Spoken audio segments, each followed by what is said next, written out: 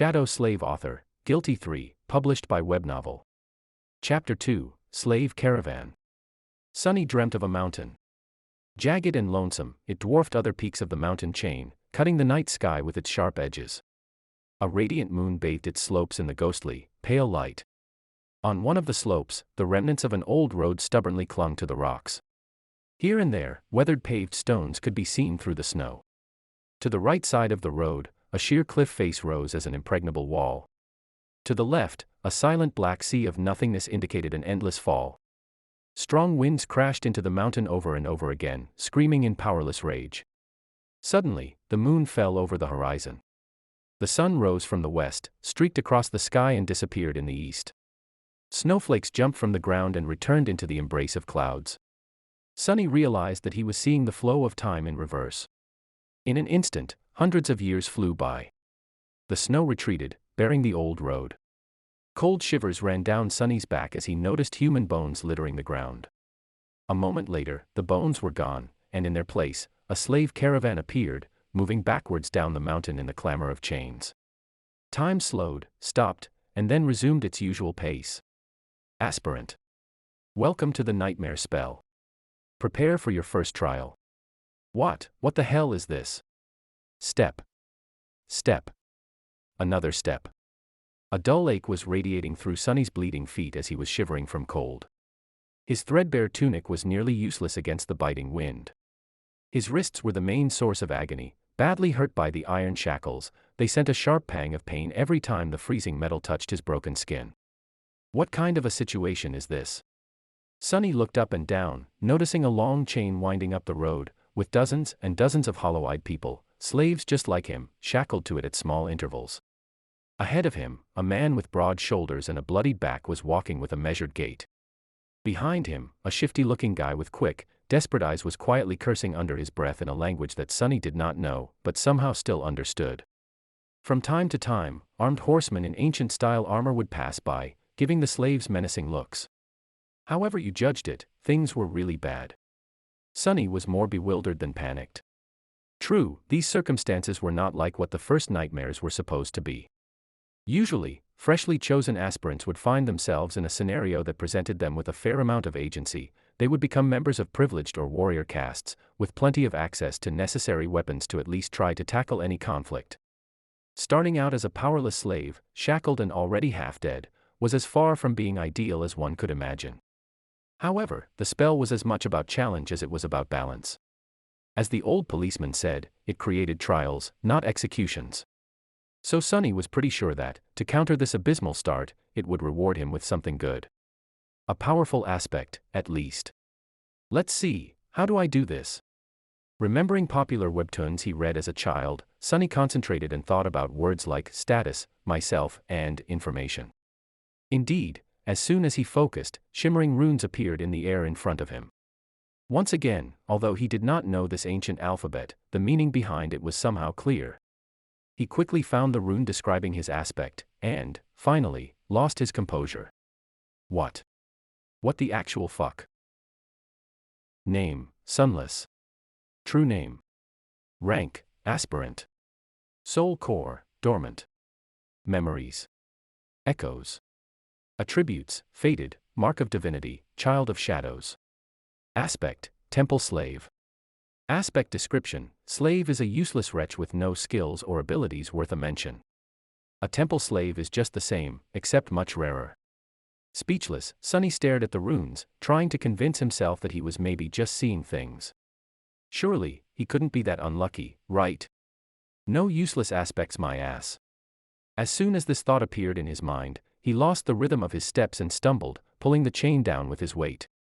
Immediately, the shifty guy behind him screamed. Whore's bastard! Watch where you're going. Sunny hurriedly dismissed the runes, which were only visible to him, and tried to recover his balance. A moment later, he was once again walking steadily, however, not before inadvertently pulling on the chain one more time. You little shit. I'm going to kill you. The broad-shouldered man in front of Sunny chuckled without turning his head.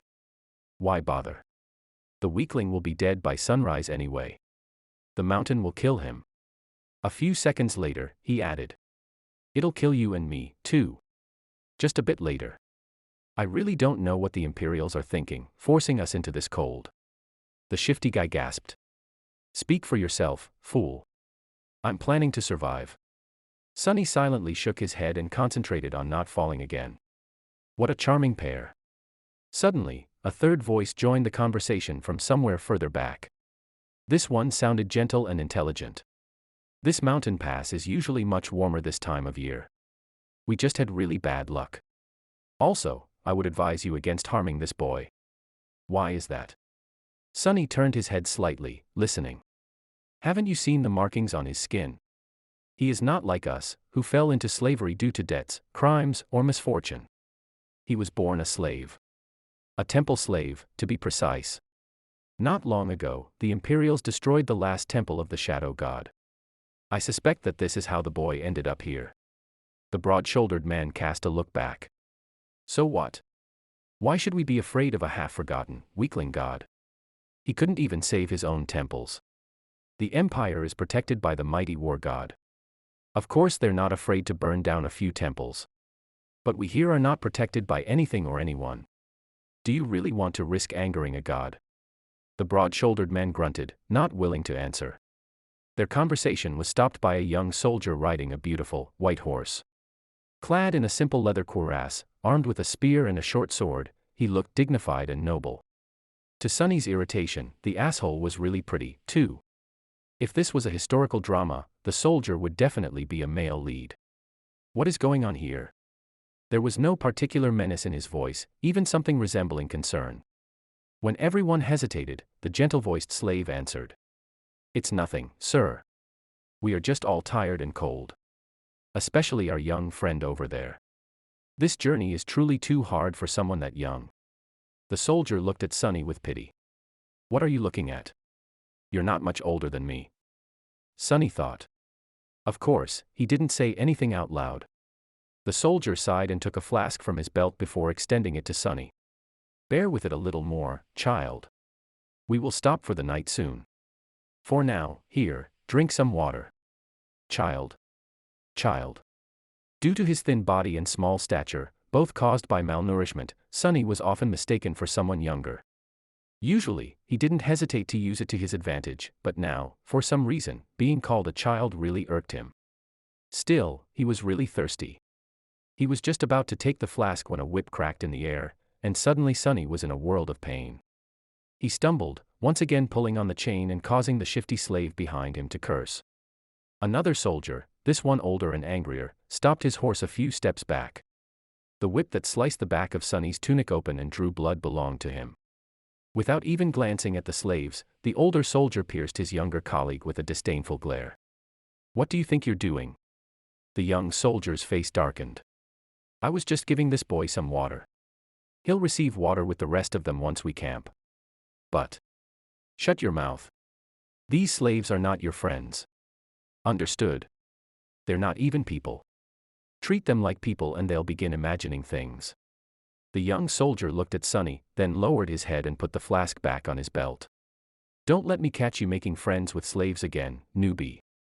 Or next time it will be your back tasting my whip. As if to illustrate his intention, the older soldier cracked his whip in the air and rode past them, radiating threat and anger. Sonny watched him go with well-concealed malice. I don't know how, but I will watch you die first. Then he turned his head and glanced in the direction of the younger soldier, who was falling behind with his head still lowered. And you, second. Install Webnovel app to get more copyrighted chapters.